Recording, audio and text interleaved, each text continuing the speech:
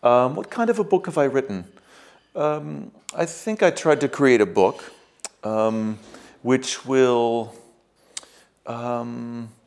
investigate different ways to be a person. And we start off with the character Jun-do, and he is a model citizen of North Korea. He does what he's told, when he's told. In North Korea, I think a person is a secondary character in a story of the state. And he begins this way, not being at the center of his own life, but as the book progresses, he hears the stories over the airwaves out on the ocean of other people, and he sees that people can live their own lives and follow their own desires. He eventually meets Americans, who are supposedly the great enemy, and he realizes that they are people who are normal. They're goofy young American boys. They have a sense of humor. They're playful and spontaneous, and they take pity on the North Koreans and give them a life raft and a fire extinguisher, and it sets our character on a course of becoming himself. And why this investigation? And why North Korea is a topic? No, you said the book is investigating how people become people. Yes. A character. Well, I became very curious about the topic of North Korea, just as a general curious person. I began reading many books, but as a writer, I think I have a sense of a Western narrative that North Korea made me question a great deal, made me re-examine. And I wondered how in North Korea, which I think is a place that is perhaps most difficult to retain your humanity in the world, people keep their personalities and identities. How and where do they share their heart? When do they reveal themselves and take the risks of communicating their true thoughts? And one of the characters in the book says that there's no people on earth that's so used to adapting stories. Well, that's certainly true. For 60 years, there's been one story in North Korea.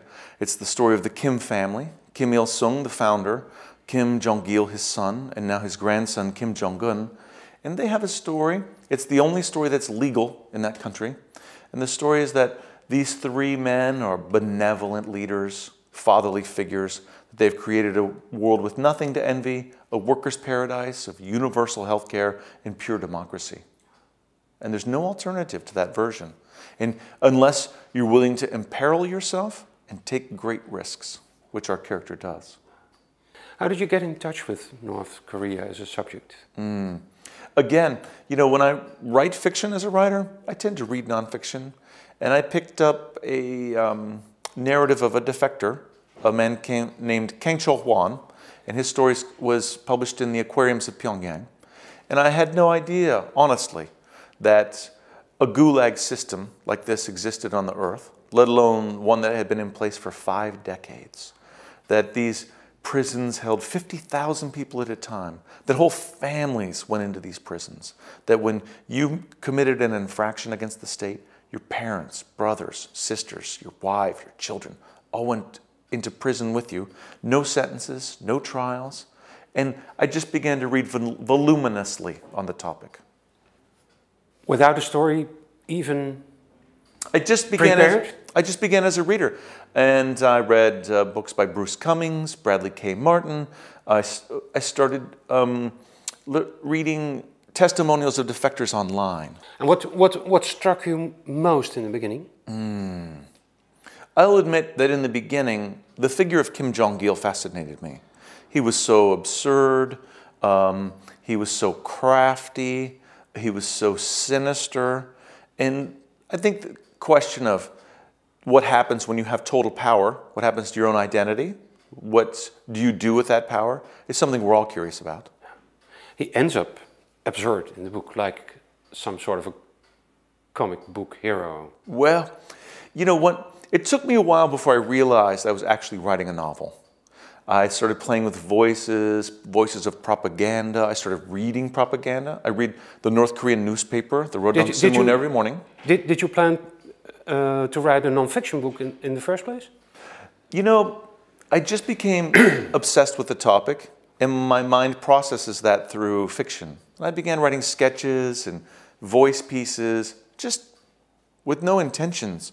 But as the material grew, I suddenly realized I'm writing a novel. And I've been researching a novel, and I didn't know it for a year, perhaps. When I started writing, especially the stories of people who'd escaped from North Korea began to captivate me. And I wanted to try to humanize them. They're not allowed to write their own books or tell their own stories. Not much is written about that human dimension.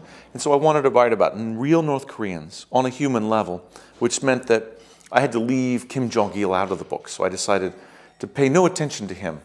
And I didn't for several years until once I was halfway through the book, I realized that Kim Jong-il, in a totalitarian state, had the power over every life in that country. And he had the power over all of my characters in my book. And all the kidnappings, all the mayhem, all the starvation depicted in my book was his responsibility alone. And then I felt we had to get a look at this person.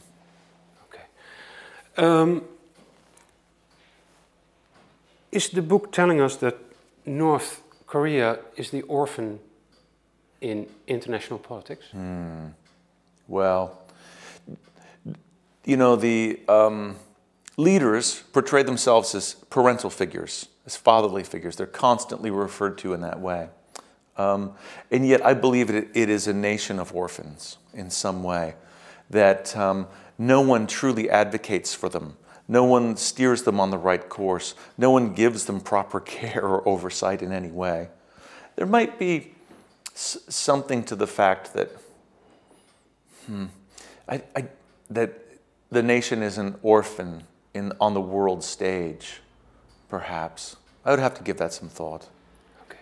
And what struck you most in the Defector stories that you started to read? Was it the violence, or was it anything else? Well, those are about the only stories we have are people who've managed to escape. And they're a self-selecting group. They're all people who've made this same decision and taken the same risks. The stories of defectors come from the countryside. That's where you're more likely to starve. That's where there's fewer commodities. That's where there's less fuel and clothes and blankets. That's where people have to commit small crimes to survive and therefore get sent to the camps more.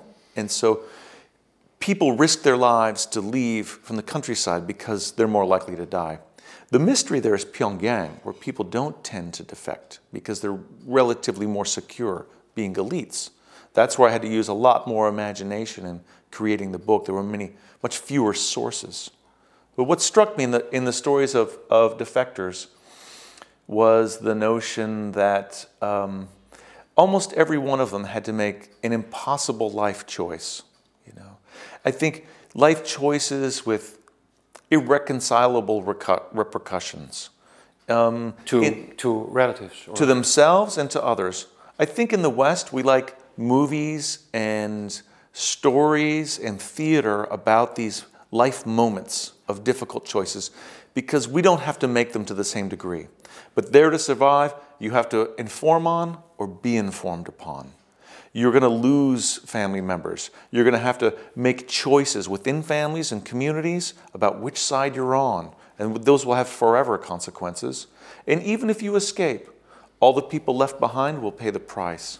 And if you want to get someone to freedom and help them, you will pay the price for their freedom. We don't have a system of such punishment here. And the price is a one-way trip to the Gulag. Well, there are many prices. Sometimes you go to a labor farm for a year. You can go to be re-educated. But if you get deemed irredeemable, which means you're a lost cause, you go into what's called the Kwan Lee So system, the irredeemability camps. And there are no sentences. Everyone is worked to death. And there are hundreds of thousands of people in North Korea right now in such circumstances. And in some of these camps, like 14 and 22, the life expectancy in the mines can be 6 months. There's an awful lot of cruelty in the book. Yes. Did you exaggerate the cruelty, or did you get it from these Defector stories? I feel like it was just the opposite.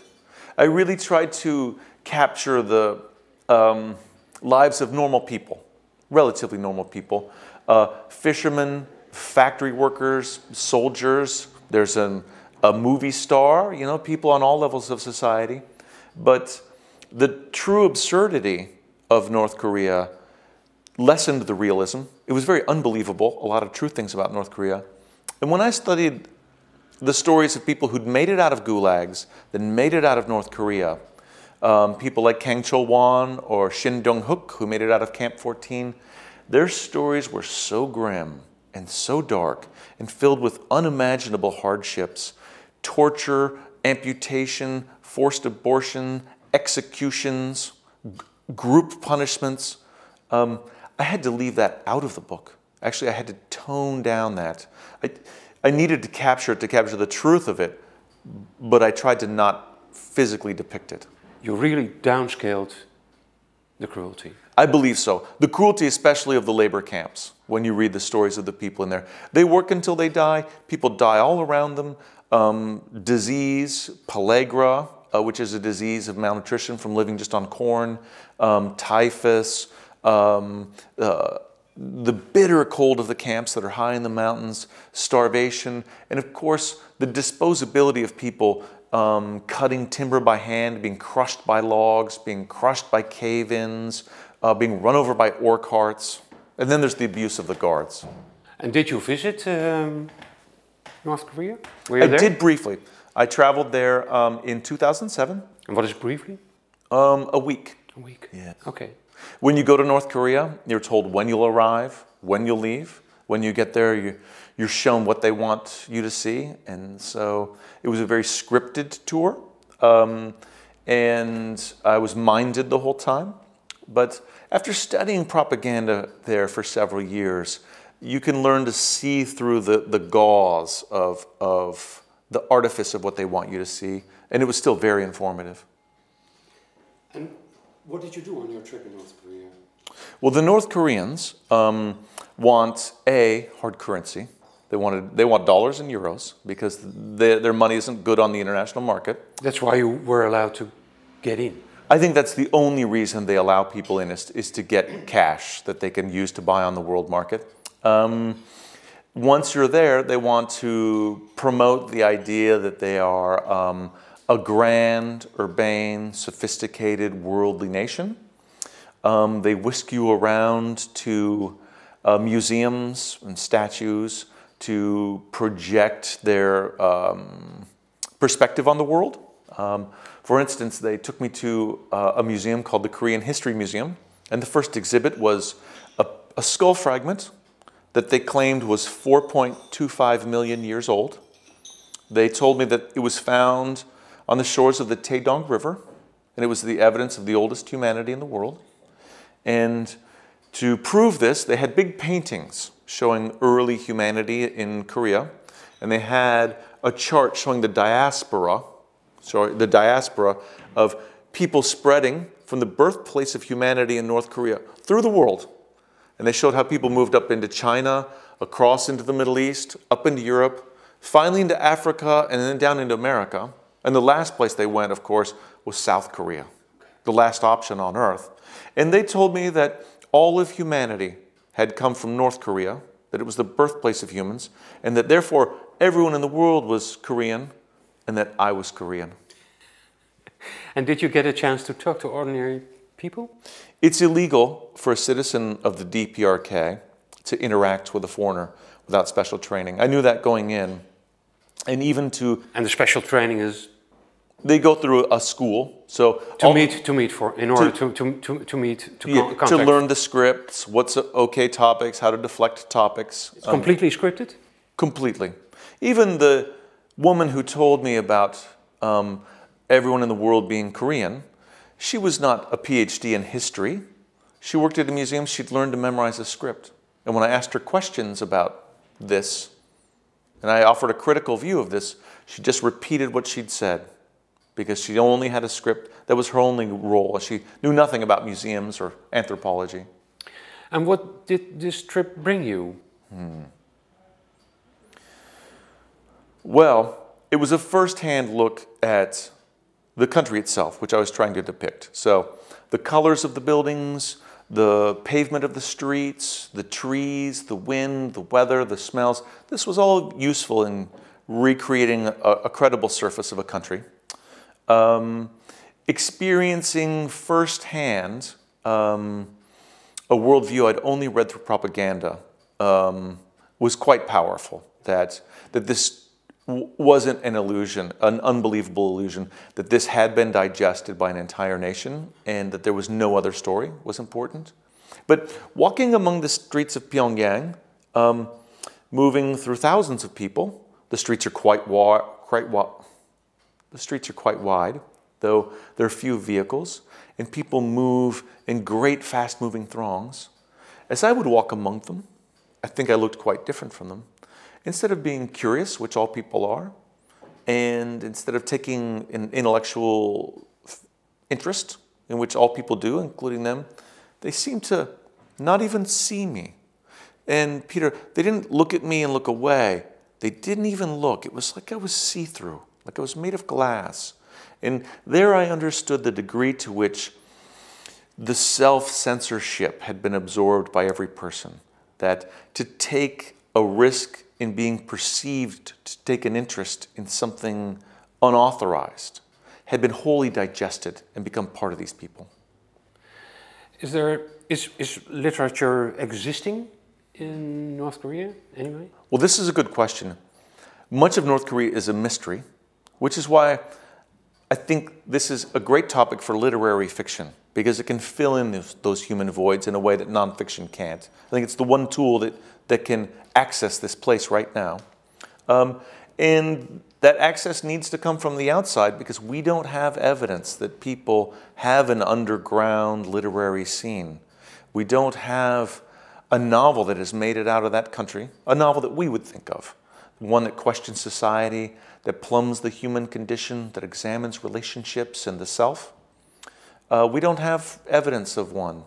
And if you think of other regimes in Eastern Europe, in the Soviet Union, people had a literary tradition, despite their hardships. They could choose to be an artist, even if they had to pay the price. And you know, even Solzhenitsyn wrote in the Gulag and smuggled his work out. But nothing has made it out of North Korea in 60 years. Nothing at all? Nothing that I could find, nothing that anyone has been able to show me. And I've gone to a couple, you know, of the great East Asia researchers to find this. So perhaps it's there, but it hasn't made it out. But it's just this question that I wanted to examine in my book. Where would you share your real thoughts? With whom and when? They're trained their whole lives not to reveal themselves because they're given a role. And that role depends on their survival. And their own needs and desires only get in the way of that successful portrayal. So it's, in fact, a huge stage where the expression of any personal feeling is prohibited anyway. Well, it's hard to know exactly. We have the stories of defectors. You know, it's hard to know normal life there because you're not allowed to access it. But I do believe that even the perception of personal desires instead of state-sponsored desires, the perception of interest in other narratives, other stories, other topics can get someone in trouble. So I think they censor it. And because the prisons are family prisons, some of the big ones, if one person commits an infraction, they all go. And this makes censorship within the family. And so a mother might say to a brother, oh, don't say that, someone might misperceive it. And so they're constantly guarding one another. And I think they digest that and they guard themselves. And the question is, for me as a writer is, how do you keep your individuality in a world where you can't show it? Does it stay alive or does it crumble to a small cinder? Can you keep your personality without giving voice to it? Are you yourself if you don't speak yourself? And is this question a personal question for you, or is it maybe a political statement too? Well, I mean, all writing is political in some degree, but I truly felt for the fates of these people. They have the same wants, desires, needs, loves that we have, and yet they're trapped in perhaps the most cruel human experiment, psychological experiment, I would say, ever constructed. Perhaps there are people in more danger or physical hardship in other locations. But psychologically, I don't think anything like this has ever occurred. And so, as a father, I wondered, would I share with my children my belief that this was all a lie? The benefit of that would be that it would spur their humanity on the inside. It would keep them alive and real in some way. But of course, it might endanger them on the surface because they might ask questions, they might act on those thoughts, and that might endanger their lives. And so, what does it mean to be alive versus surviving? Those two are in conflict in North Korea. And that brings on the fantasy that one day it will be over. And what happens then? Yes. Did you think about that? I've given that a great deal of thought. In North Korea, especially in the countryside, there's no real education. There's the basics, but most of it's indoctrination. We hear from the defectors that they spend much of their school time memorizing speeches, singing political party songs, learning facts that mean nothing outside of North Korea. And so if you're in Pyongyang, you will get a real education. So that life is different there. But, if freedom comes, I gave a great deal of thought to 20-some million people who have no concept of how the rest of the world lives, of how to be at the center of your own life, how to choose different paths, how to conceive of the future. Defectors speak about difficulties integrating into the West once they come to the South. The idea of the future is difficult for them. They've lived moment to moment, daily survival their whole lives. And thinking about the past, speculating on the future, is of no use to them in their survival. We come from a world of choices, and the defectors talk about a difficulty making choices, that there are different possibilities. And, when you have a difficulty with choices, with possibility, and the future, that endangers hope itself. Those are its three components. So these are things it takes them years to begin to think about. What is freedom? What is being at the center of your own existence? There's an important role for the psychological theory of the Stockholm syndrome. Yes. Why is that? Well, I guess the Stockholm syndromes suggest that people will come to ally themselves and with their captors at some degree. And I think you can think of the North Korean government as a captive government, that the people have been kidnapped from their own lives in a certain way, and that you can tend to fall in love and to think in a very close relationship way with people who are holding you hostage. And of course, in the book, there's a fantastic, scene in which the dear leader has kidnapped an American citizen, a woman, and he's hoping that Stockholm syndrome takes effect for her and that she falls in love with him the way he believes his entire nation is in love with him. And it begs the question, can you really love someone who is acting against your immediate interests? And we know that it's possible, especially when there's no alternative, when that's your only parental figure. It's an abusive relationship. You can love your abuser in a sick way.